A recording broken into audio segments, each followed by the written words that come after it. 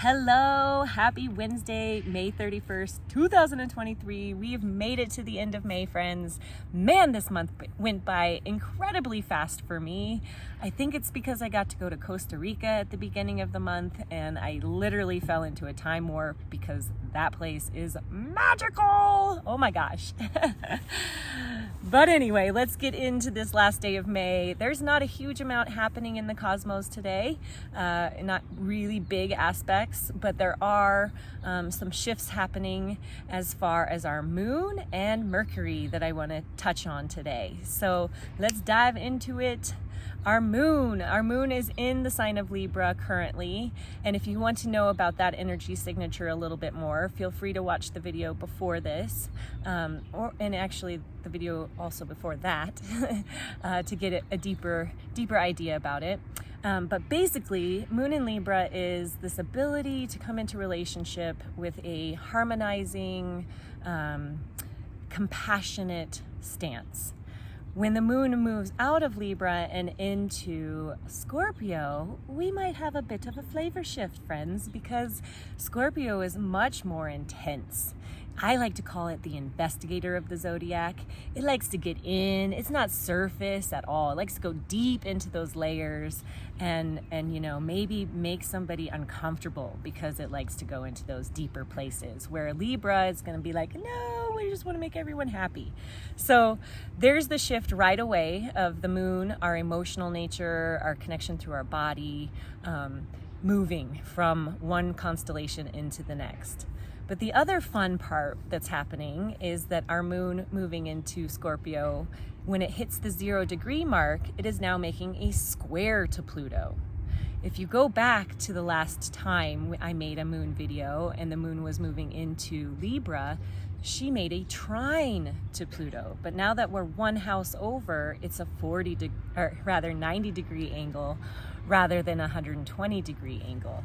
And so that shifts that energy as well. The square, that aspect is by nature of Mars. So we're gonna have tension, we're gonna have challenge, we're gonna have strife. And so moon square Pluto, whoo, here we go, friends. Emotional nature with transformation, shadow work, turbulence, right? That can be a lot of fear, moodiness, control issues, power struggles, resentment, rage. These are all things that could come up with this particular square. But the neat thing is that this square, our moon, is also opposite to Jupiter, right? So it's a T-square. Here we go with another little T-square. This is energy that wants us to change, right? It's pushing us into change. So if we're dealing with fear, resentment, anger, what's going to help us change? Well, it's this opposition to Jupiter. Jupiter, the benevolent planet of expansion and luck and all of that, is saying, all right, look at your fear. It's time to let that gunk go. Let it go. It's time to say goodbye. We're over being sad about it. It's time to expand. It's time to move on. And yes, so it's time to let go of control. And so this aspect is really helping us to get into what's going to happen tomorrow, which is a conjunction of our North Node and Jupiter, which is like a power up to our purpose in life. Okay, so working with Moon squaring Pluto opposite Jupiter. This is a power up energy to let go of those deep, moony feelings when it's squaring Pluto. Okay, so that's the first thing that we're working with today, is that particular combo of aspects. And then our second that we're working with that I want to speak to is Mercury. Yesterday, man, friends, in my video, I spoke to Mercury going direct today, which is not the case. Mercury went direct on May 14th. What is happening today is Mercury's leaving his shadow phase.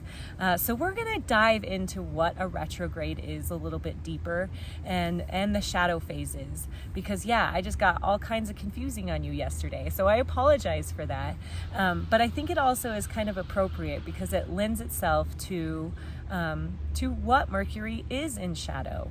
All right, so Mercury, planet of communication, planet that represents how we analyze things, how our minds take in information, is now direct as of May 14th. But what happens in our perspective from planet Earth, it looks like sometimes planets will start to move backwards. Well, it only has to do with our particular orbit around the sun. It's an optical illusion. Planets are not actually going backwards. It just looks like it from planet Earth. And what that is called is retrograde motion. When planets are in retrograde motion, it's a time for us to go inward with that energy. It is not a time to go externally into the physical world with it. It's almost like the universe is saying, all right, go sit in timeout and really integrate, think about all this topic. So Mercury, communication. Mercury being in Taurus brings up our value system. Taurus is very much represents finances, the five senses and all the things that electrify the five senses. So what we live in, the soft blankets that we use, the food that we eat, the environment that we hear around us, that is Taurian by nature. So when Mercury is retrograding in Taurus, we are rethinking our finances, our possessions, basic needs in life. We're rethinking our values, our security, beauty, things that bring us beauty, because Taurus is ruled by Venus. So all of those gorgeous things in life that we find extra tantalizing to ourselves, that is very much what we were rethinking in retrograde Mercury in Taurus. And when did this happen? Well, it started on April 17th and it went to May 14th. So if you can think back about all of those themes that I just presented to you, from April 17th to May 14th, we were in that timeout zone, integrating, thinking about our values, thinking about our money, and really, how can we shift it? How can we change it? How can we up level? Right? Okay. So that's the retrograde period. On either end of the retrograde period, there is a shadow, a pre and post shadow. That is a 2-week period in which Mercury, or whatever planet is going retrograde, is slowing down or speeding up, right? So we're on the end side of the retrograde. So for the last 2 weeks, since May 14th, Mercury's getting faster and faster and moving up to its speed that it normally is rotating around the sun at. And today is the day it gets to that speed, friends. So it's officially leaving shadow phase today. So any complications around communication should start to clear up today. Yay! Hence why my communication of Mercury is actually working today. Yay! Okay, so you should now have this full force Mercury energy moving direct. Mercury was actually the first planet this year to go retrograde. We had a glorious moment of 3 months where all of our planets were in forward motion, which is like a giant green light from the universe of like, go, go, go. So when Mercury went retrograde in April, it was our first planet. So really, the first planet of the year is Mercury to go into retrograde. So this rethinking your values, your communication in Taurus. Okay, so here we are at the end of the post shadow phase. He's going his happy speed now, and he will continue to do that until August. August is when we'll have our first pre-shadow, and then on August 23rd, Mercury goes retrograde until September 15th in Virgo. And then again, Mercury will go retrograde in December 13th to January 1st of 2024. The interesting thing, friends, is Mercury is retrograding in all Earth signs this year. So we just got done with Taurus. Our next one is going to be Virgo. And then that December one is actually in Capricorn and Sagittarius. So we get a little Earth and fire.